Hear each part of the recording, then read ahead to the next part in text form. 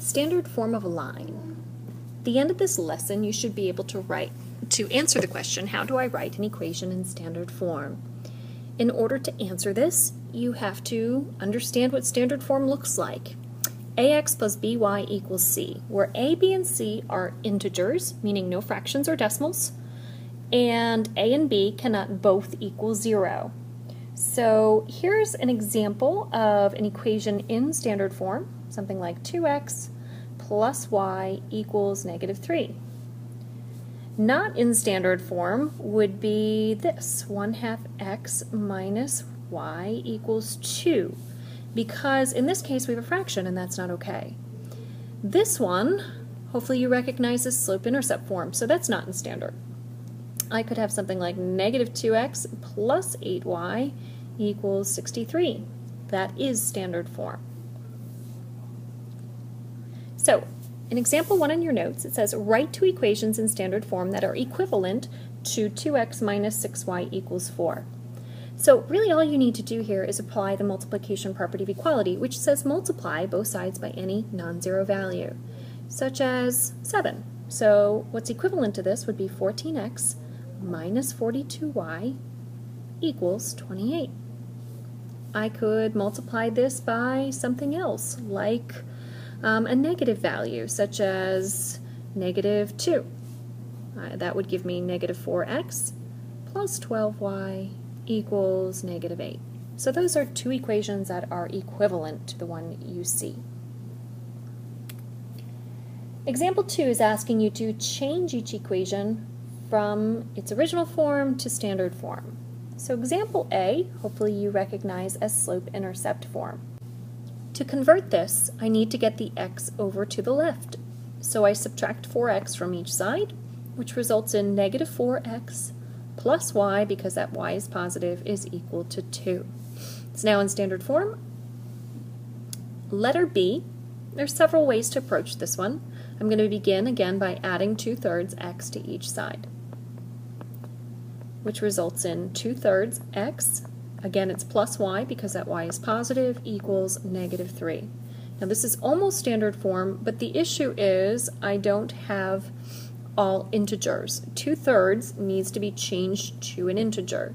So the trick to do this is look at the denominator, and whatever the least common denominator, we could also say the least common multiple of all the denominators is, that's what you multiply by. In this case it's going to be 3 because there's only one fraction. If I distribute 3 to every term, this becomes 2x plus 3y equals negative 9. Now it's truly in standard form. Letter C, you should recognize as point-slope form. Several ways to tackle this one. I'm going to begin by distributing the 1/2 to get 1/2 x plus 3/2. Over here I have y minus 5. I'm now going to get rid of my fraction by multiplying by the least common multiple, which would be 1/2 of the denominators. So I'm going to multiply by 2. That's the least common multiple of 2 and 2. Multiply each side by 2, and that results in 2y minus 10 equals 1x plus 3. Now the fractions are gone. I need to move my x to the left and my constants to the right. So I will subtract x. I will also add 10 to both sides to bring my constants to the right. This results in negative x plus 2y equals 13. It's now in standard form. In the next example, you're asked to find the equation of the line in standard form that fits the given conditions. So in example A, you could begin with either point-slope or slope-intercept form. I'm going to begin with point-slope form since I am given a point and the slope. Point-slope is on your screen. So I begin by putting y minus 2, because my y1 is 2, equals, the slope is 1, times the quantity of x minus negative 3, which would be the same as x plus 3. Now I simply distribute the 1, which doesn't change anything, so I just get y minus 2 equals x plus 3. I need to shift the x to the left side and the constants to the right. which results in negative x plus y equals 5. It's now in standard form. Example B, I'm going to actually do this one using slope-intercept form, which is y equals mx plus b, just to give you a reminder of this form. So I need my slope. So I need to subtract my y values, so I'm going to do negative 4 minus 4 over 4 minus negative 8, which gives me negative 8 over 12, which reduces to negative 2/3. So now I know my slope. I need to substitute one of the points in for x and y, and I'm going to choose to do my first point, although it really doesn't matter. So I plug in negative 8, and I plug in positive 4. This results, when I do my multiplication, into 16/3 plus b. Over here I have 4, so I simply subtract 16/3 from both sides. So I get negative 4/3 equals b. So the equation in slope-intercept form would be y equals negative 2/3 x minus 4/3. To change it to standard form, I want to get rid of my fractions. I'm going to choose to do that at this point. So I'm going to multiply by 3 on both sides, which results in 3y equals negative 2x minus 4. So fractions are gone. I do one more step, which is add 2x to both sides to get a final answer of 2x plus 3y equals negative 4. That's standard form. Many times word problems are described in standard form. Under example 4, it says, to see the school play, the drama club is selling adult and student tickets. Adult tickets are sold for $10 and student tickets are sold for $6. The club needs to sell $1,500 worth of tickets to make a profit.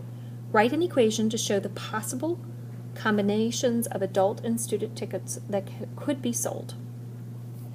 So I'm going to say, I could use x and y, but I'm going to choose to use A for the adult tickets, or the number of adult tickets. Number of adult tickets. And I'm going to say S is the number of student tickets.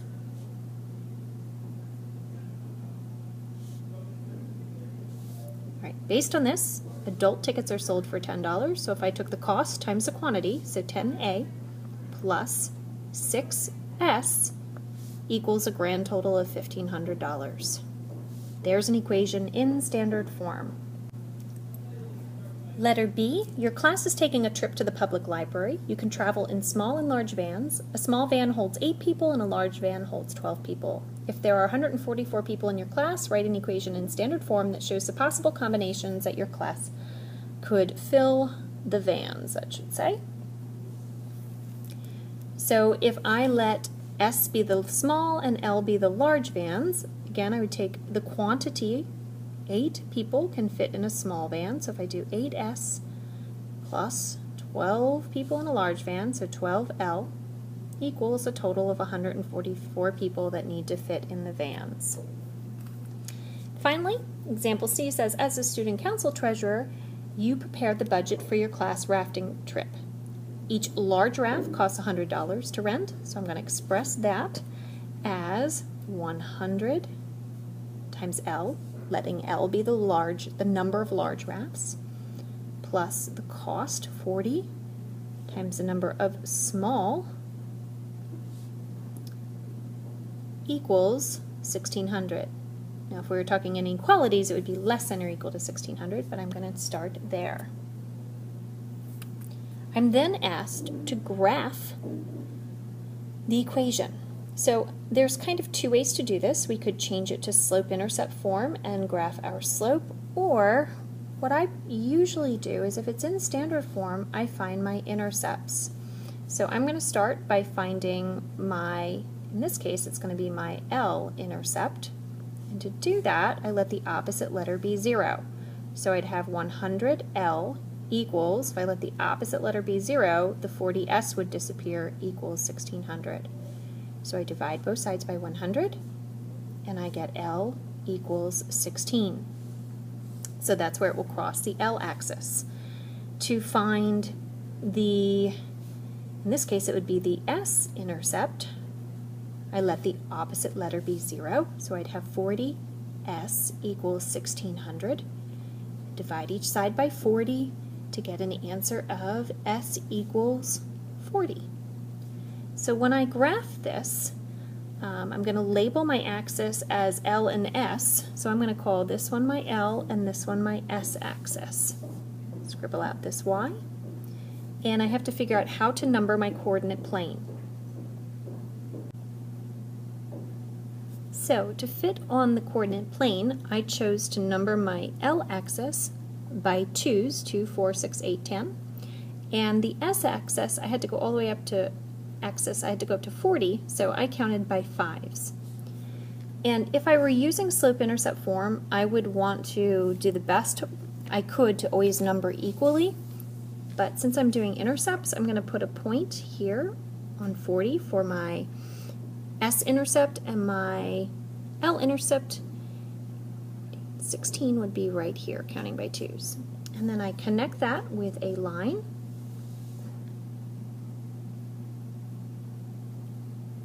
And I'm going to find ordered pairs. It says name 4 combinations of small and large raft crafts that you can rent.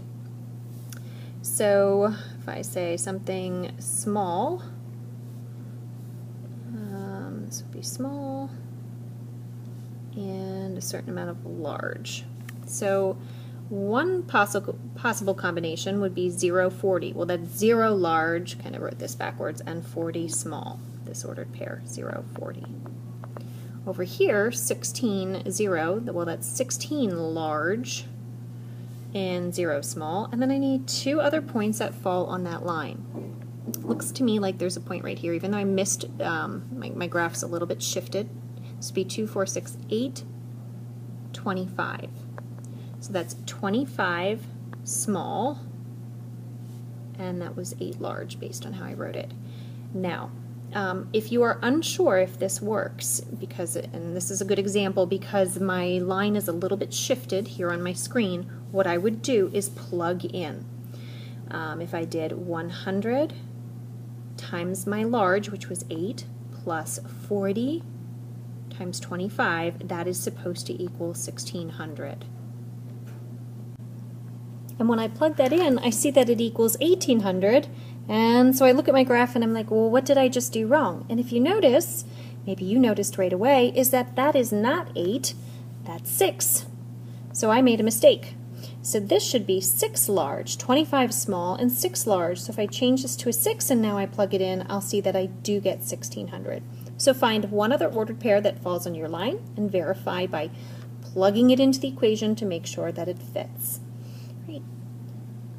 And that's how you find an equation in standard form and also graph an equation that's given to you in standard form.